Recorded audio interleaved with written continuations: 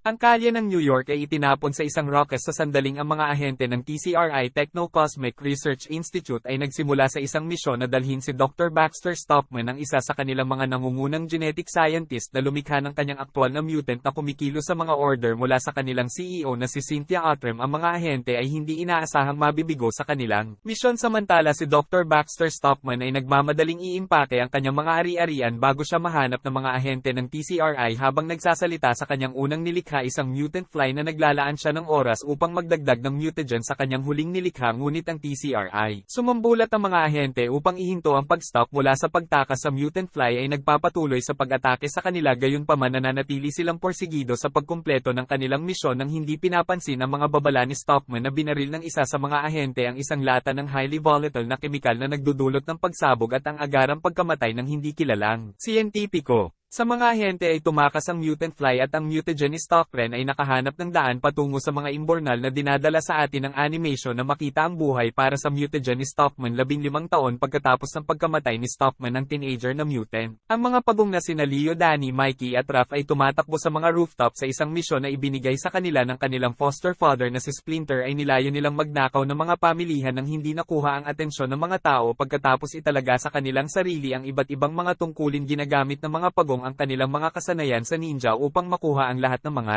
item sa isang listahan ng hindi napapansin ay nasasabik sila sa pagkumpleto ng kanilang misyon, kaya't nagpasya silang manatili sa labas ng ilang sandali. Ay tinutulan ito ni Leo na nagpapaalala sa kanila ng mga babala ng kanilang ama na lumayo sa mga tao, subalit kumbinsido si Lina. Sundan sila upang manood ng panlabas na pelikula sa isang Brooklyn park. Lahat sila ay nalulungkot habang pinapanood ang mga tao na nag-e-enjoy at nagpapasaya sa mga pagong na sana sila ay mahalin at tanggapin ng mundo ng mga tao. Ngunit ang matandang Ratswatch ay hindi maiiwasan. Habang sila ay nakalusot at naghihintay sa kanila ay dinadala sila ni Leo sa kanilang kilusan upang manood ng sine pagkatapos ng kanilang misyon, kaya pinaalalahanan sila ni Splinter na ang mga tao ay mga halimaw at hinding-hindi nila tatanggapin ang mga mutant para sa kung sino. Sila ay nagpatuloy siya sa pagkukwento sa kanila na tila pagod na silang makinig, ngunit sa pagkakataong ito kasama ang bersyon nito. Ang Splinter ay dating isang ordinaryong daga na hinahangad ng lahat na patayin, lalo na ang mga tao, ngunit sa isang mapalad na araw ay natagpuan niya ang mga pagong sa mga imbornal at matapos makipag-ugnayan sa Oz na tumakip sa kanila ay nag-transform siya bilang isang matandang daga na mutant. Kinuha niya ang mga lalaki bilang kanyang bagong pamilya upang protektahan sila mula sa mga tao, ngunit nang matuklasan ang kanilang pagkahumaling sa mundo ng mga tao ay sinubukan niyang dalhin sila sa lungsod. Hindi ito nagtapos ng maayos bilang ang pinilit sila ng mga tao na bumalik sa pagtatago, kaya natutunan ni Splinter ang mga sinaunang kasanayan ng ninjutsu at tinuruan ng mga lalaki para lamang sa kanila na ipagtanggol at protektahan ang kanilang sarili kung sakaling mangyari ang kaso. Ang mga pawikan ay galit kay Leo dahil sa pang-aasar sa kanya na gusto nilang mag-enroll sa high school at gumawa ng mga bagay sa mga tao sa kanilang edad, samantala ang isang truck na naglalaman ng radioactive storage unit ay sinusubaybayan at ninakaw ng isang grupo ng mga thugs na nagtatrabaho para sa mutant na si Superfly. Hinabol sila ng mga pulis at sa isang kisap-mata ay na-hijack ni Superfly ang truck patungo sa kanyang hideout. Pinatay niya ang mga tulisan bago kinuha ang gusto niyang radioactive storage unit na nilalaro ng mga mutant turtles sa rooftop gamit ang kanilang mga armas, ngunit nataman sila. Si April O'Neil, isang aspiring journalist na may isang ninja star, sinigawan sila ni April dahil sa aksyon na ito at ito ay nagparamdam kay Leo tungkol sa kanya nang makita nila ang kanyang scooter na ninakaw ng isang magnanakaw na hindi pinansin ang mga babala ng kanyang kapatid na hayaan ang babae. Si Leo ay pumasok sa isang hot pursuit pagkatapos ng magnanakaw. Dinala sila nito sa isang garahe kung saan nakasalubong nila ang isang gang ng mga thug na tinatawag silang Shrek. Ang mga mukhang masamang lalaki corner the turtles, ngunit hinahayaan nila ang kanilang mga ninja skills na maglaro at bugbugin ang mga lalaki sa sandaling sila. Marinig si April na lumalapit sa garahe na pinagtataguan nila. Sa kanyang kahilingan, ang mga pagong ay lumabas upang salubungin ang isang naiintrigang April na nag-imbita sa kanila para sa isang chat sa pizza. Sinimulan niya silang tanungin tungkol sa kanilang pinagmulan iniwan ng mga lalaki upang magbigay ng mga sagot sa lahat ng kanyang mga tanong. Ang dalagita na babae nagsasabi sa kanila tungkol sa kanyang pananaliksik tungkol kay Superfly at sa kanyang sunod-sunod na mabibigat na krimen. Sa pagpapadala ng text sa kanyang ina na si April ay nagbibigay sa mga lalaki ng kanyang contact para tawagan siya kung balak nilang tulungan siyang mahuli si Superfly. Nakatakda ring bumalik ang mga lalaki sa mga imbornal pagkatapos makatanggap ng text mula sa Splinter. Nasasabik sila sa pag-iisip na maging bayani at tanggapin ng mga tao kung makikipagtulungan sila kay April at mahuli si Superfly. Ang Mutant Turtles na tinawag nilang April na inayos nilang magkita sa madilim na silid ng kanyang paaralan, dinala niya sila sa Eastman High kung saan nalaman nilang hindi gaanong sikat si April tulad ng iniisip nila na gusto lang niyang makilala sa isang magandang bagay pagkatapos ng isang awkward na insidente kung saan siya ay nagsuka sa mga anunsyo sa paaralan na naniniwala ang mga pagong na ang pagkuha sa Superfly ay magbibigay sa kanila ng pagtanggap at pagmamahal mula sa tao.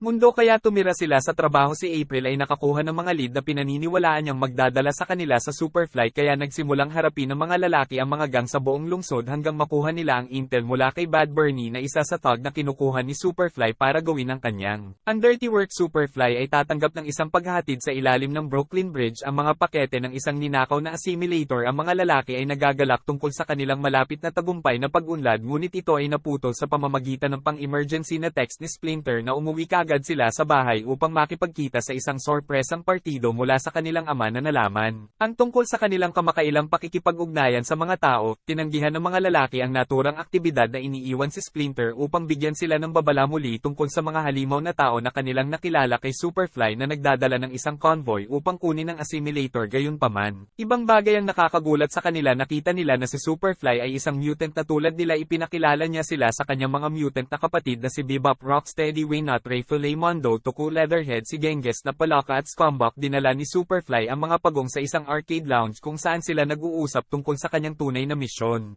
Hinahabol ni Mikey ang buong vibe na si Mondo habang hinahanap ni Raph ang malakas na si Bebop at si Rocksteady ang kanyang type na ang Mutant Fly ay nagsasabi sa kanila ng kwento ng kanyang pinakaunang alaala ng kanyang ama na si Baxter Stockman at kung paano siya nagsilbi sa kanyang mga kapatid pagkatapos ng pagkamatay ni Stockman. Binanggit niya kung paano ipinaramdam ng mga tao na hindi sila tinanggap sa unang pagkakataon na nagpakita sila sa lungsod. Ibinunyag ni Superfly ang kanyang plano sa mga pagong na balak niyang lumikha ng isang malakas na mutagen na may dugo at machine party ay ninakaw itong weaponized na bersyon ng US. Buburahin ang lahat ng tao sa mundo at gagawin ng mga mutant na dominanteng species sa Earth. Pinilit ni April ang mga pagong mula sa pagiging kasabwat sa plano ni Superfly. Binalaan siya nito na pigilan si Superfly na umalis kasama ang huling makina upang isagawa ang kanyang nakamamatay na plano. Nagpa siya ang mga pagong na mag-opt out sa misyon at nang pagbabantaan sila ni Superfly ng kamatayan ay naglalaro sila kasama ang isang mungkahi na imaneho ang van na naglalaman ng makina ngunit hindi sila pinagkakatiwalaan ni Superfly kaya hiniling niya kay Mondo, Wingnut at Rocksteady na sundan sila habang ang mga mutant ay nagdala ng karapatan tungkol sa pagpunta sa isang shipping graveyard sa Staten Island. Ang mga lalaki ay may planong tumakas gamit ang isang makina kaya ginamit nila ang stick ni Donnie para pinindot ang pedal na pinalabas ang iba pang mga mutant sa van kasama si Donnie sa manibela.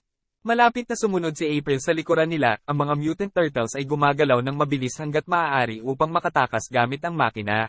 Inatake sila ng mga mutant para lamang marahas na mamagitan si Superfly at kunin ang makina mula sa kanila habang ang mga batang lalaki ay nagpupumilit na pigilan siya na nahuli nila ng mga ahente ng TCRI na inalertuhan ng tracker sa isang ninakaw na makina. Tumawag si Leo noong Abril para humingi ng tulong ngunit nakita niya itong nag-zoom off bago nawala ng malay.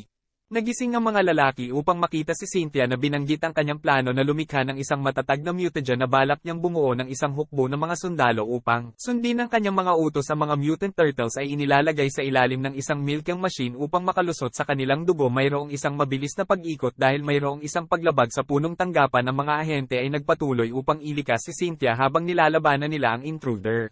At binugbog ang mga ahente bago palayain ang kanyang mga anak na lalaki mula sa milking machine sa kanilang kasabikan. Tungkol sa Mutant Turtles, April ay nagpakita rin at nagsasabi sa mga lalaki kung paano niya nagawang dalhin ang kanilang ama upang tulungan silang kumbinsihin ng iba.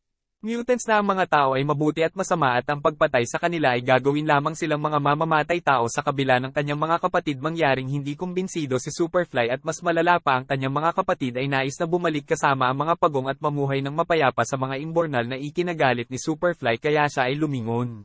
Ang makina sa Anger Rocksteady ay umaatake kay Superfly habang si Wing na lumilipad upang ihinto ang makina. Sa kabila ng kanilang mga kahinaan ay nagsanib puwersa ang lahat ng mga mutant para salakayin si Superfly ngunit siya ay nakakumbinsi sa kanyang desisyon. Ang iba tungkol sa kanyang misyon na patayin ang lahat ng tao ngunit si Splinter ay tumugon sa isang marahas na pagtulak na nagpapadala kay Superfly sa makina. Ang makina ay lumubog sa ilog na hinahayaan ng US na kumalat. Ang mga pagong at ang iba pang mga mutant ay tuwang-tuwa na makita ang katapusan ng Superfly ngunit nakita nila siyang dumating.